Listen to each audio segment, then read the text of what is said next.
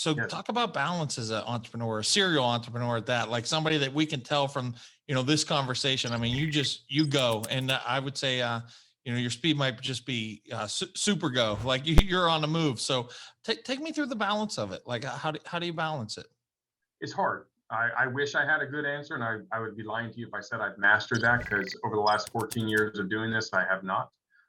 There's times where I'm not present enough for my family, and then maybe there's times where I'm driving them crazy, and they're saying go do something because you've been at home for too long. And that was pretty much the impetus behind Everbull. I spent 8 months at home, and they're like, all right, your energy's too high in this house. Go do something. You're driving us nuts. But it's about it is trying to find that balance. And luckily for me, I don't need much sleep. So, I wake up at around 4:30 a.m. and it allows me to get a lot done before my kids wake up, and I can have breakfast with my daughter, both the non-high school one, because the high school one sleeps in too late.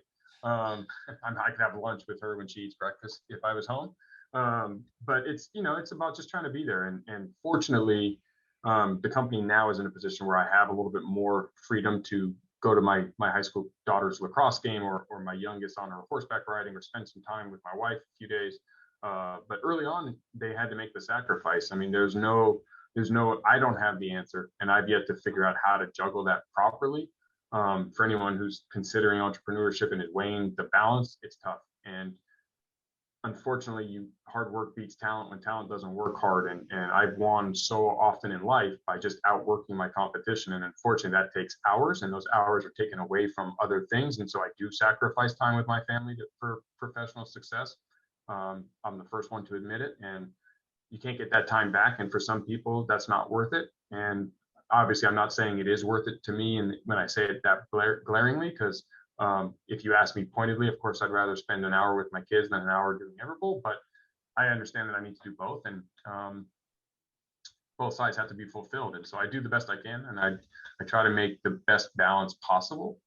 But there's definitely been a lot of times in my professional career where I have to have to sit down and get told by my family that I haven't given them enough time, and recenter and realign my vision back to saying, okay, what is most important, and find that time. And if it means I don't sleep at all that night because I have work stuff to do, that's another sacrifice I'm willing to make, and give up the sleep for that balance. Yeah, and I think the other hard part too, I would assume, I know it is for me, when you're with the family, and then you got this thing attached to your hip that never stops ringing. So that that's always tough too. To actually be present when I know I work on that constantly, to actually be present when I'm with my kids, and not be thinking about something else. And yeah, that's a tough one. But I also think your wife's got to be a rock for you, I would think, right? Like she has to be somebody that understands. I think that's always a part of entrepreneurship that kind of runs under the radar. Is if you don't have that support, somebody that really believes in your dreams, it makes it. I think it would make it impossible, honestly. I completely agree. I mean, I won't lie to you. There was the decision she made when we were engaged back when I was still an employee at ADP, and we had just literally moved into our house, and we were set to be married, and we had a daughter. And I asked her if she was okay selling the house, me quitting my job, and us moving in with my mom and dad and our kid. And that was that moment where she showed that she was committed to my dreams, and supportive, and is the rock. And I wouldn't be here, because if she had said no, I probably wouldn't have quit.